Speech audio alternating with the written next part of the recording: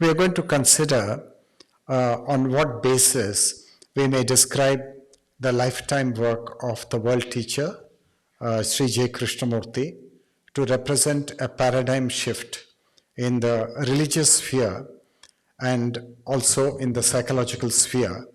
But I would like to stress the religious sphere more, so I'd like to begin with that. Now let's begin with the Indian context. And the first example of a paradigm shift will be a Vedic paradigm undergoing a shift to the Tantric paradigm. But before we go into that, a word or two about the etymology and the meaning of the word paradigm. Now, this is a new word for us, but we should take paradigm to mean a model, a certain outlook on life, a worldview, a way we look at things, and a set of principles, basic principles, which enable us to see life or to understand any given area of life, any field of study in a particular way, some basic principles. So that represents a paradigm. Now this particular word paradigm gained currency when a very noteworthy book was published in the field of the history of sciences, and the book was called The Structure of Scientific Revolutions, and the author was Thomas S. Kuhn, and it was published in 1962. And it was the result of a very diligent study of what processes, human processes of trial and error and hypothesis, conjectures, and refutations happen in the process of refining scientific truth and arriving at scientific truth after trying out many possible hypotheses. That's the basic tenor of that work. And once that book was published, many people drew that word paradigm from the work of Thomas Kuhn and began to apply it to their own area of study in an attempt to gain more attention, because the word paradigm had gained a new aura that it represented, that it conveyed something like a monumental shift, something very gigantic, something very novel, and something which attracts our attention. So people began to use that word like that. And but I was not aware when I used the word that Krishnamurti's work represents a paradigm shift, that people were using the word paradigm in this vein. That's just a remark I am making in passing. And so let's go back to the Vedic outlook on life and contrast it with the Tantric outlook on life. Now, for the Hindus, the Vedas represent the religious corpus. It is a source of religious authority, and the Hindus consider that very sacred and would not allow of any insinuation or any violation of that Vedic authority. That's the general ethos, religious ethos. Now, time passed, centuries passed, millennia passed, then an independent line of inquiry developed in India, which did not look up to the Vedas as the sole authority. Because if you look up to the Vedas as sole authority, then you must only speak in terms of Atman, which is a Vedic conception, that there is an immanent divine soul in man, which is all pervasive, which is of the nature of absolute reality, which is of the nature of awareness, and which is of the nature of beatitude.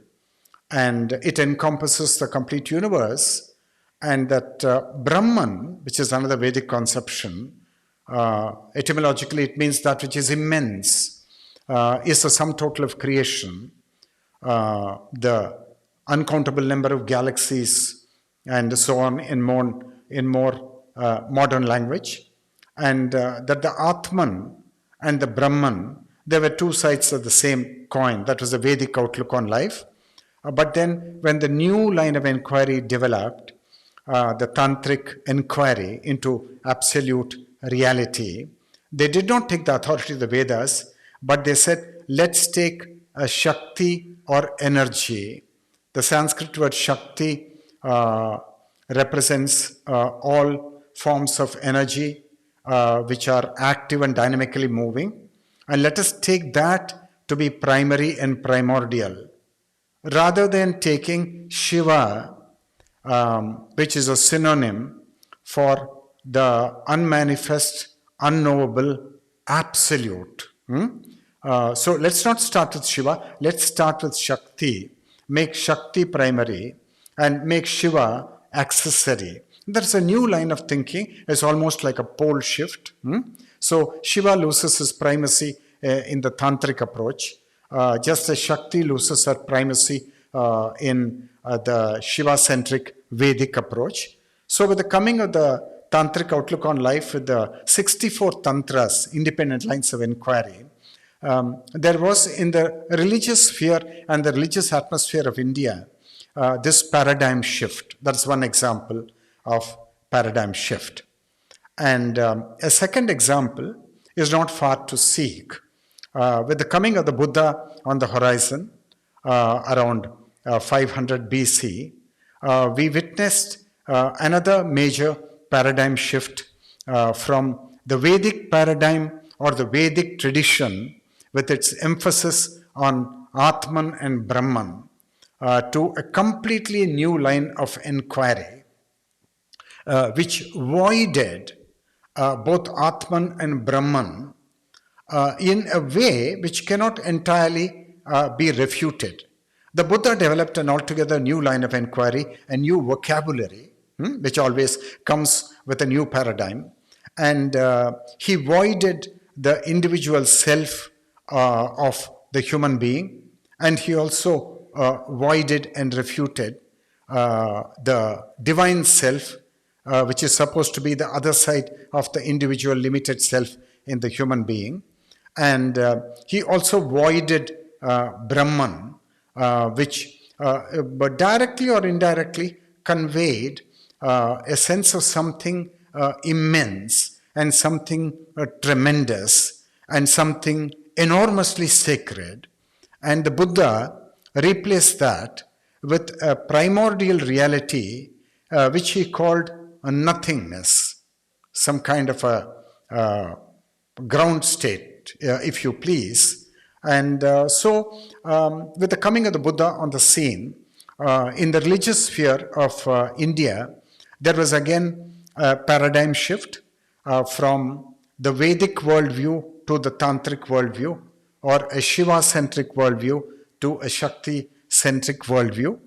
And that will be the second example of a paradigm shift. And the third example is found in the history of Judaism with the coming of the Master Jesus, when the Master Jesus was not representative of a routine continuity of the Jewish tradition, but represented a revolution in many ways, in the direction of simplicity and in the direction of love being central to the whole thing. And therefore, we have had these kind of paradigm shifts or massive change in outlook in the religious sphere. And if we now move from the religious sphere and we come to medieval Europe between the 14th century and the 16th century, then we find here in this time frame between the 14th century and the 16th century, two other revolutions. We see that two revolutions have happened, and one revolution is called the age of Renaissance. That means rebirth of creativity, rebirth of the arts, and rebirth of a completely new way of thinking. And another is the revolution of the age of Reformation. And let's look at the age of Reformation first. Now, this was spearheaded by the Reformist leaders, Erasmus, and then Calvin and Martin Luther, who did not support the authority of the church, and were not blind to the foibles of organized religion, but began to pinpoint the errors in organized religion and exploitation of the masses. And that led to a massive paradigm shift in the position of Christianity at the end of the Middle Ages in Europe, in the time frame mentioned.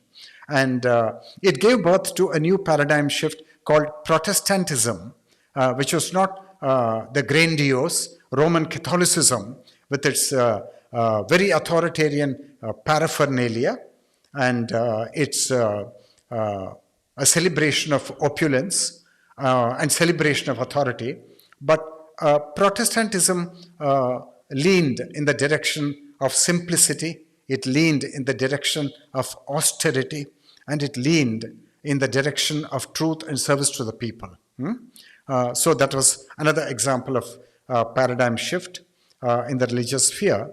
And in the Renaissance, again, you see that the belief and the authority by which the church ruled the people of Europe, that belief and authority was put aside because it led to enormous suffering in the lives of people. And instead, man began to inquire very freely through a new intellectual awakening. Therefore, it's called the Age of Enlightenment. And he began to inquire into truth and began to inquire into the physical world, began to do experiments. And it also gave birth to a new technology, led to the Industrial Revolution in a subsequent century. So this again represented a paradigm shift where the authority was shifted from the church, from Roman Catholic Christianity to the new worldview and the new way in which man was inquiring, which was by theorizing, by experimentation, by trial and error, and then finally arriving at the truth. And that is goes by the very hallowed name of apotheosis of science and technology. That means you venerate science and technology and elevate them to status of God, almost. So that's another example of a paradigm shift which has happened in medieval Europe. And let's also look at two other examples of paradigm shift. That is a massive change in outlook which happened in the world of the sciences at the beginning of the 20th century. And the two revolutions, in fact. And one was the revolution ushered in by the theory of relativity, Albert Einstein's theory, 1905 and 1915, which completely turned the Newtonian conceptions of space and time. Space and time are considered to be independent, but in the theory of relativity, space and time are discovered to be inseparable variables, which are kind of married together and they go together. And then a universal constancy of the speed of light. So the entire framework of the way in which the physicist looks at the universe, that underwent a change because of the birth of the theory of relativity. And a more signal paradigm shift also happened in Newtonian physics with the dawning of the quantum theory beginning with 1925 and going up to 1927, and spearheaded by a number of brilliant thinkers, Niels Bohr, de Broglie, Max Planck, Max Born, then Erwin Schrödinger, Werner Heisenberg, and then later Richard Feynman and David Bohm, and also Albert Einstein was a part of it, but took a witnessing position because he was not happy with the quantum revolution, with the paradigm shift. Now I'd like to explain a little bit what this paradigm shift is all about. In the Newtonian conception of the universe, it was understood that one can form mental pictures in space and time of particles occupying very specific positions in space-time and having very specific, specifiable momentum and velocity. and then moving from one point in space and time to another point in space and time, one can conceive of the whole thing mentally, have those pictures in the mind without introducing any contradictions in the laws of physics, then translate the concepts into mathematical equations and work out the trajectories of particles. All that was Newtonian physics. And then came the revolution of quantum mechanics and quantum theory, which did not pertain to the domain of cricket balls and tennis balls and small stone objects and rockets, but which pertain to the movement of electrons in very small, infinitesimally small regions of space of the order of 10 to the power minus 8 centimeters in the microscopic world, really microscopic world. And there it was found that the observer, his position, his role in creating the observed phenomena could not be separated from what he observes. Now, this was a completely new thing, a very shocking thing, because in the Newtonian physics, the observer had no role in shaping what he observed. He was not a significant contributor to observable phenomena, and the shape the observable phenomena took, the form the observable phenomena took, because somebody was observing them. But in the quantum theory, because there is a human observer observing the microscopic movement of electrons, that very observation completely colored what one is observing, and therefore the inseparability of the observer and the observed became a very important ingredient in the quantum paradigm. So that was a totally new thing. And another new thing was that you cannot form mental pictures of what is going on in microscopic worlds without introducing contradictions. So they said you cannot form mental pictures at all. You must only work with equations, mathematical equations which were abstract, and the observer cannot be separated from the observed. And then thirdly, more shockingly, something which was considered to be a mere particle, a point particle in Newtonian physics, that turned out to be a point particle sometimes and a wave sometimes. And as a wave and a particle are completely contradictory to each other.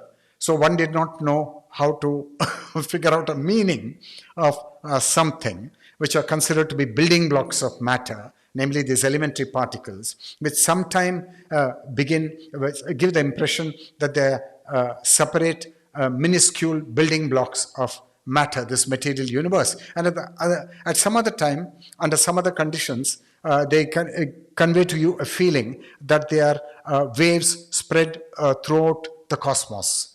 So this contradiction, and we were told that we have to digest this contradiction, and the wave-particle duality has come to stay in the quantum theory, and that represents a radical paradigm shift from the more simplistic picture of point particles in Newtonian physics. So these are examples of paradigm shifts which have happened in the sciences. And now I come to Krishnamurti's, the whole corpus of his teachings spanning 7 decades. And on what grounds we may consider Krishnamurti's lifetime work to represent a paradigm shift. So I will put my finger on 5 important aspects of the teachings where there is a radical departure from a religious tradition.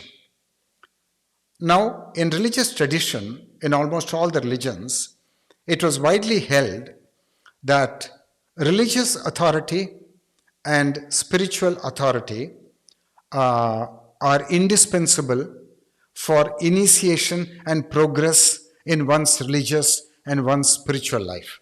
You cannot remove that essential seed of religious authority and spiritual authority and then claim to move towards divinity. Now that was the premise, and that was the old religious worldview. And then now you come to Krishnamurti, who says quite the opposite. And Krishnamurti says uh, religious authority in any form is very dangerous because it denies freedom of inquiry and it puts you in a state of servitude and bondage and crippling your intellect and crippling uh, the potential to flower as a human being to infinite depths and infinite heights. So that is Krishnamurti's take on the whole question of authority. And that authority prevents individual discovery, prevents the individual discovering ultimate reality himself without recourse to religious authority. That is one thing, authority.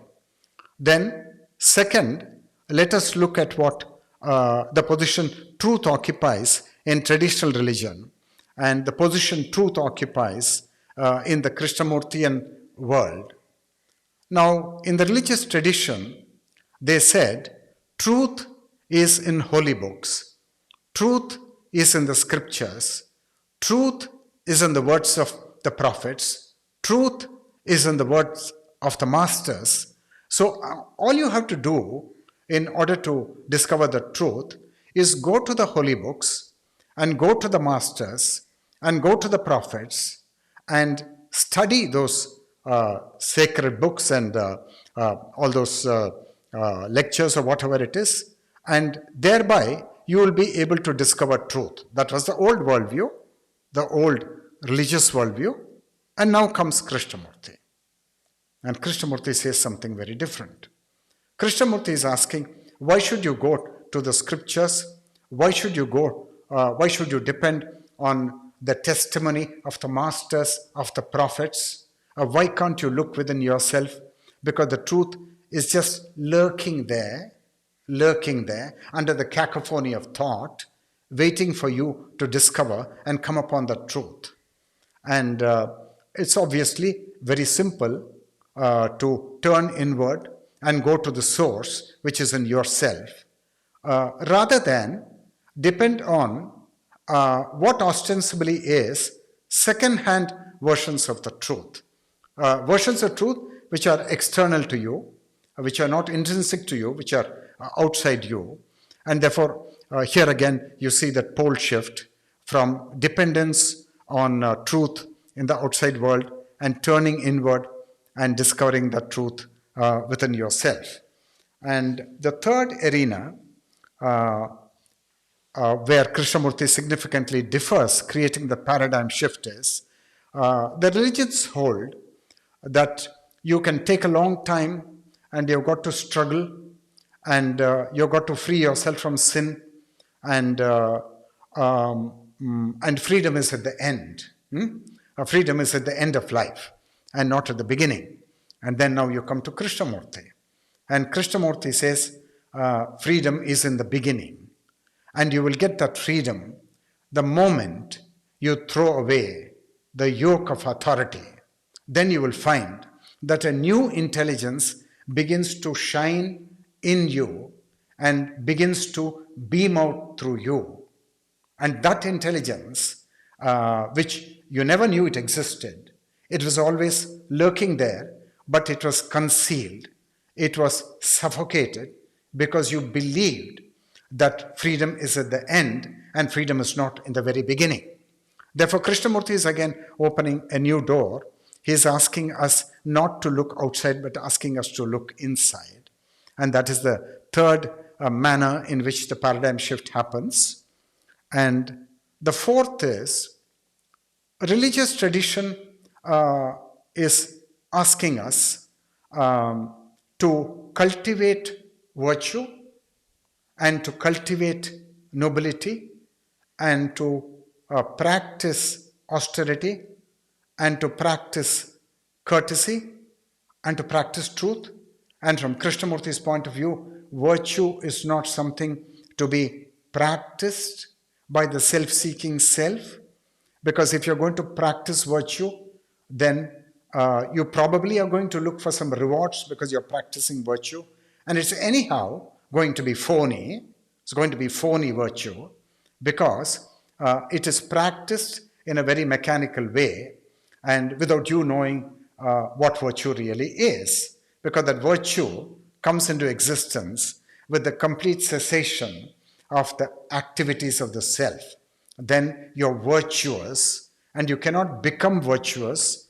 You can be virtuous when you're silent, and probably you've been fortunate enough to bring the cacophony of the self to an end. Then that virtue thing happens for you. So that's Krishnamurti's approach to the whole question of virtue.